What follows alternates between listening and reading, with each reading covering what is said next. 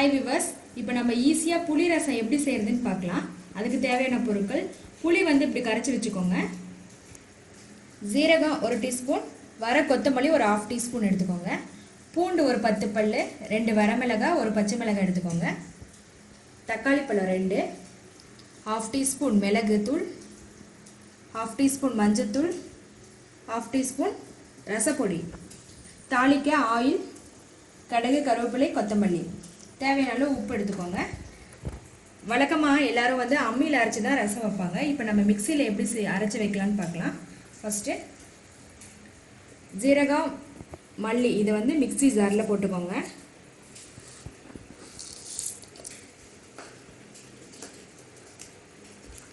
பூண்டு, வரமிளகாய் போட்டுக்கோங்க.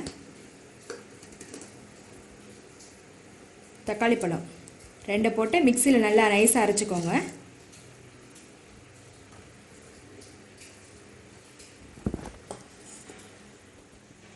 இப்போ கடாயில் எண்ணெய் விட்டுக்கோங்க.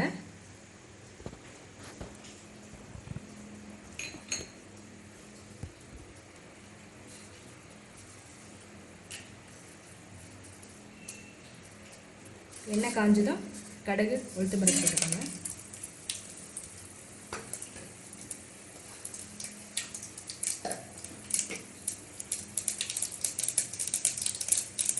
கடுகு பொரிஞ்சதும் கருவேப்பிலை போட்டுக்கோங்க. அப்புறம் நம்ம அரைச்சி வச்சிருக்கோம் இல்லையா, இந்த மசாலா இதை போட்டுக்கோங்க.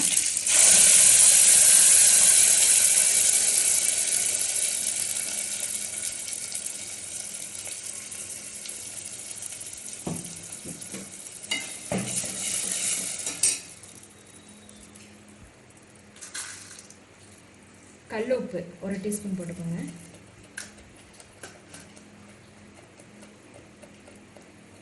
மஞ்சள் தூள்,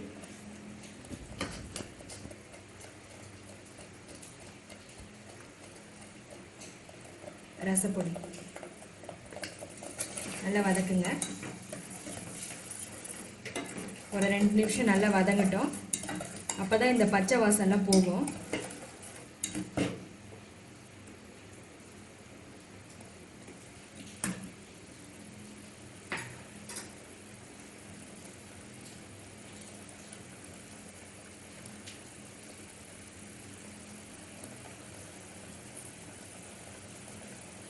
இப்போ நம்ம கரைச்சி வச்சிருக்கோம் இல்லையா புளி, இதை ஊற்றணும்.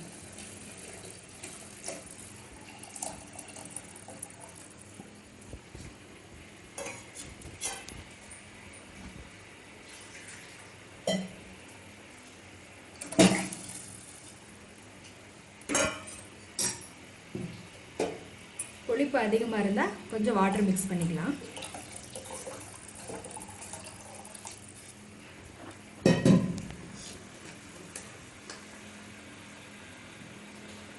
ஒரு 1/2 டீஸ்பூன் மிளகுத்தூள் போட்டுக்கோங்க.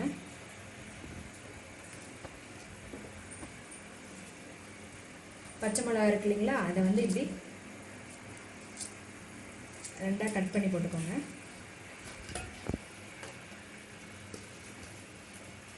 கொத்தமல்லி.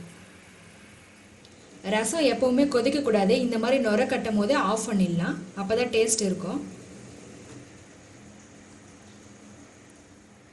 சுவையான புளி ரசம் ரெடி ஆயிடுச்சு.